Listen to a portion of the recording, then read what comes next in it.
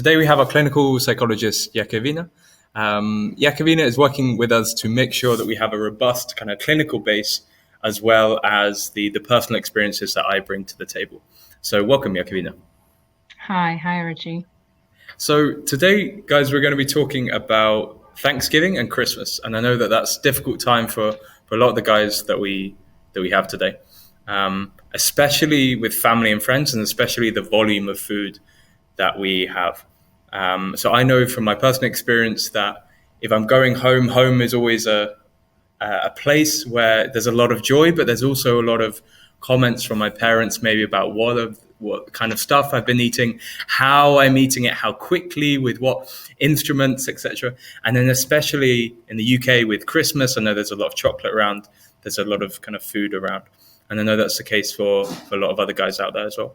So I guess, Iakovina, from your kind of past experience, is this anything that's kind of come up before with any of the other people you've been seeing in the past? Yeah, definitely. I think, family holidays, like you said, Thanksgiving, Christmas is a very, very challenging time. I think, like you said, because there is a lot of chocolate lying around, but also because there is a lot of food around, for long periods of the day. Also because I think we tend to spend, most people tend to spend Christmas and Thanksgiving and all these kinds of holidays with a lot of people. So not everyone will know the kinds of difficulties that some people are experiencing. So I think there also comes this kind of a little bit complicated factor of, do I share? Do I not share? How do I manage those kinds of dynamics? Definitely. And I know that a lot of the guys really haven't told anyone about this so far. Even, maybe they've mentioned it to their partner a bit, but maybe they know 40%, 50%. Is there any advice you kind of have to the guys? Is now a good time to bring it up? Is actually Thanksgiving like a really bad time to bring it up? What's your kind of suggestion with that? I think it's actually the perfect time to bring it up. Obviously, depending on whether they feel comfortable doing so. But I think usually, it might feel a bit overwhelming to share with people. So my suggestion would be pick one person that you trust the most, whether it's your partner or maybe your mom, your dad, someone. And then try to share it with them to start with. Is it not kind of a bit deep on Thanksgiving, almost like a celebration day, and then you're kind of dropping this bomb that no one's aware about? Is that not a bit too much? It depends on how you set it up, right? I think ideally you would have shared it, a little bit before. But I imagine that a lot of people who struggle with binge eating, with the holidays coming up, they will have thought about it beforehand. So maybe it wouldn't be a case of sharing on Thanksgiving Day or Christmas Day. Ideally you'd want to share before, but also it's not a problem if you want to share on the day. And I know that, it's actually kind of the festive period, Thanksgiving or Christmas, there's actually a few days involved there. You have the build up where there's starting to be maybe a bit more food. And I know that myself and a lot of guys, it's on the mind straight away, like, holy, we're going to have a tough kind of few days. Is there kind of any advice for that kind of prolonged period, not just the day itself? Yeah, I think, again, it's a question of planning a little bit.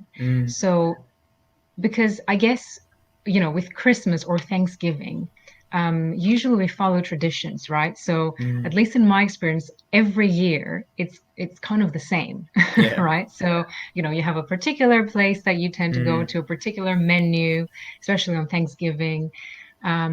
So you kind of know what's going to happen. So you can use all of that information. So thinking what might trigger me in those days. I might have, for example, Christmas Day, where I know there's going to be a big meal, but also there might be a lot of leftover food on the 26th, on the 27th, and 28th. Exactly. And how do I manage that? It's almost like for a lot of the guys, like the trauma, it doesn't end on the end of the big meal. Actually, that's maybe okay that day. It's actually the leftover days. It's actually the days when fewer people are around, but there's still loads of chocolate left, or there's still loads of turkey or what it is that gets people. Is there, do you have any kind of suggestions for like how to cope with that when there's just like copious amounts of food, but actually there are fewer people around And so the triggers are strong, but the opportunity is greater, really.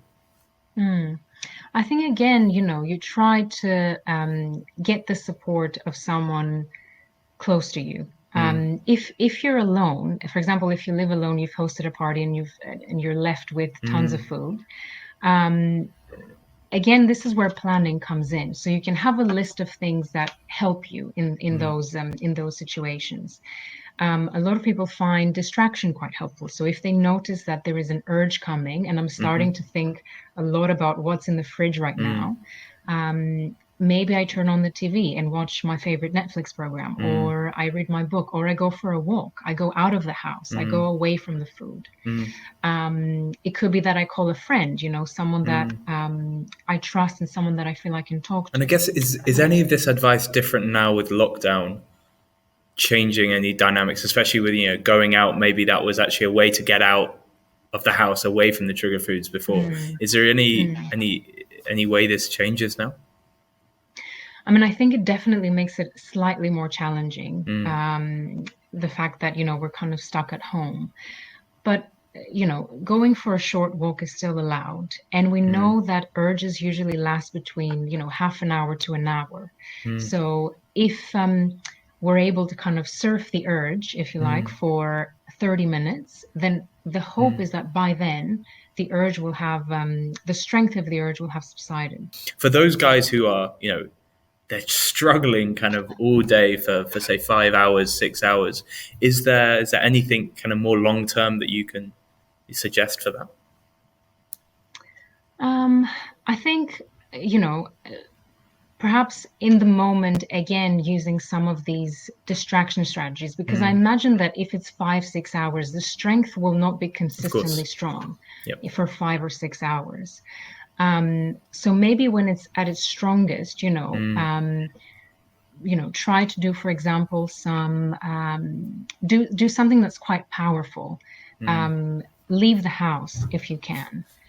Try to do something drastic that gets you away from the trigger. We've had some wonderful messages from not guys, but women who are worried that their partner is struggling, basically, and are like, or their friend, or their close friend, but so a kind of woman who's thinking someone who they know, maybe their brother, maybe their dad, maybe their partner, maybe their friend, is struggling. But maybe they won't be too receptive to bringing this up. Is there kind of any easy way to handle that conversation, or is it simply a really difficult conversation to bring up? I think, let's face it, regardless of how ready anyone is to have this conversation, it will be a hard one. Sure. But I think the key thing with, in terms of kind of advice to loved ones who want to support someone who they think might be struggling, give them the time and give them the space. It's kind of hard to strike the right balance of when to ask and when to kind of let them tell you. But I think if you are worried, if you are concerned, make the time and space to have a bit of a conversation.